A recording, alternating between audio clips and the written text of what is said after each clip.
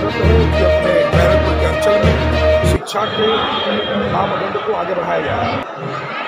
पढ़ेगा बैरकपुर बढ़ेगा बैरकपुर के मूल मंत्र को आगे बढ़ाते हुए ज्योति फाउंडेशन की ओर से हम लोगों ने ज्योति मेघा परीक्षा 2024 का आयोजन किया।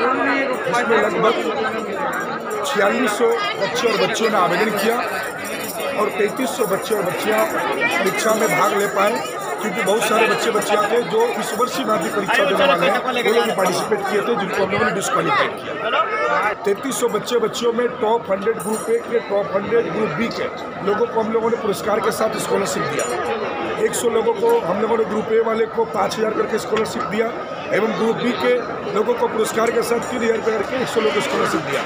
शिक्षा को आगे बढ़ाने के लिए, एजुकेशन को इंक्रीज करने के लिए, शिक्षा में आपस में बच्चों में कंपटीशन लाने के लिए हम लोग ज्योति मेघा परीक्षा के माध्यम से उन लोग को उत्साहित करने का कार्य कर रहे हैं। ये कार्यक्रम आगामी वर्ष भी अगर ईश्वर का आशीर्वाद रहा तो हम लोग जरूर करेंगे और चलाएंगे। हमारा टारगेट है कि शिक्षा को आगे बढ़ाना है, घर घर में एजुकेशन को पहुँचाना है और बैरकपुर के पुराने ऐतिह्य इतिहास, समृद्ध इतिहास को और भी मजबूती से लोगों को सामने लाकर खड़ा करना है। एक समय था जब बैरकपुर पूरे भारतवर्ष के लोग आया करते थे, आज समय ऐसा हुआ है कि बैरकपुर से लोगों को बाहर जाना पड़ रहा है।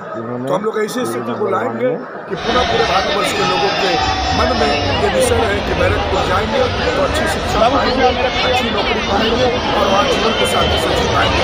ऐसा बैरकपुर में बनाना है। इसी बैरकपुर को बनाने के लिए हम ज्योति फाउंडेशन प्रयास करते हैं। ज्योति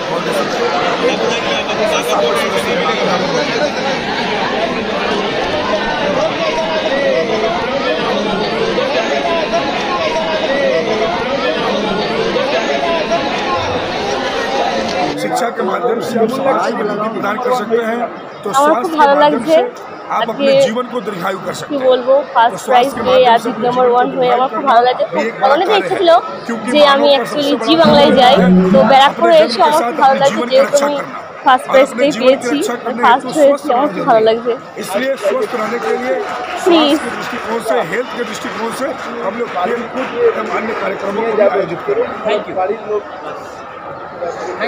আমার শ্বশুর তো খুবই খুশি হবে, আমার হাজবেন্ডও খুব খুশি হবে, আর আমার শাশুড়ি মা তো আমার সঙ্গে এসেছেই।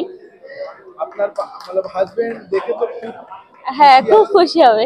না ও এখন আমার শাশুড়ি মা আছে, তো উনি খুব খুশি আর আমিও খুব খুশি। কার উদ্যোগ হয়েছে এটা? মামুনির জন্যই, আমার শাশুড়ির জন্যই হয়েছে, কারণ উনি আমাকে এখানে নিয়ে এসেছে। ওনার আমার শ্বশুরবাড়ির খুবই ভালো বলে আমাকে এখানে নিয়ে আসতে দিয়েছে বলেই আমার অ্যাকচুয়ালি আমার শাশুড়ি খুব লাগছে। আপনার নাম? প্রিয়াঙ্কা বিশ্বাস। কোথায় থাকে? হালিশহর। কি নাম? আমার নাম ছবিরানী দে।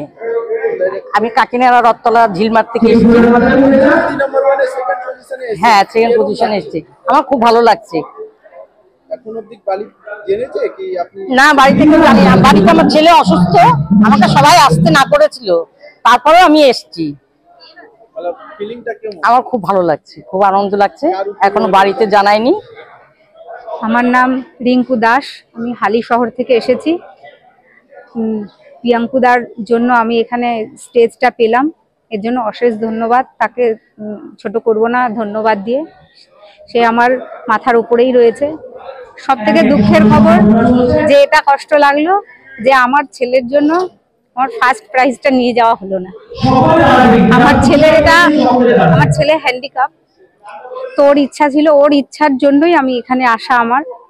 আমায় বলেছিল মা তুমি ফার্স্ট প্রাইজটা নিয়ে আসবে আমার জন্য। এটাই আমার কষ্ট, আমি দিদি নাম্বারে পৌঁছাতে পারলাম না। ভাবুক হয়ে গেলেন ছেলের জন্য, ছেলে বাড়িতে আছে অসুস্থ, আপনি দিদি নাম্বার 1-এ থার্ড প্রাইজ পেলেন। আমি এর জন্য খুবই খুশি, কিন্তু সবকিছুর মাঝে ওই জায়গাটা একটু ফিল আপ হলো না, ওটা গ্যাপ রয়ে গেল। যদি আমি দিদি নাম্বার হতাম হয়তো আমার ছেলের মুখে হাসি ফোটাতে পারতাম, আমার ছেলে আরো বেশি খুশি হতো। ও মঞ্চটা চেয়েছিল যে মা আমি তোমার সাথে যাব, ওকে তো এখানে আনতে পারিনি, ইচ্ছা ছিল ওকে নিয়ে যাওয়ার, কিন্তু সেটা আমার হয়ে উঠলো না। এটা আমার ব্যাড লাক আর কি। নেক্সট টাইম তো আবার হবে দিদি নাম্বার, নেক্সট টাইম তো ট্রাই করতে পারবেন। হ্যাঁ নিশ্চয়ই ট্রাই করবো তো অবশ্যই। আমার ছেলের জন্য আমাকে খেলতে হবে, ছুটতে হবে, দৌড়তে হবে। বাড়িটা গিফট ছোট বড় না, গিফটটা বড় কথা না, গিফটটা বড় কথা না। বড় কথা হলো গিয়ে আমার ছেলে চেয়েছিল যে আমি দিদি নাম্বার অডিশনে যাই, ওখানে গিয়ে ও আমার সঙ্গে যেত, ওখানে গিয়ে ও আর কি আমার সঙ্গে থাকতো, পাশে থাকতো, সেটা আমার দিতে পারলাম না, এটাই আমার কষ্ট।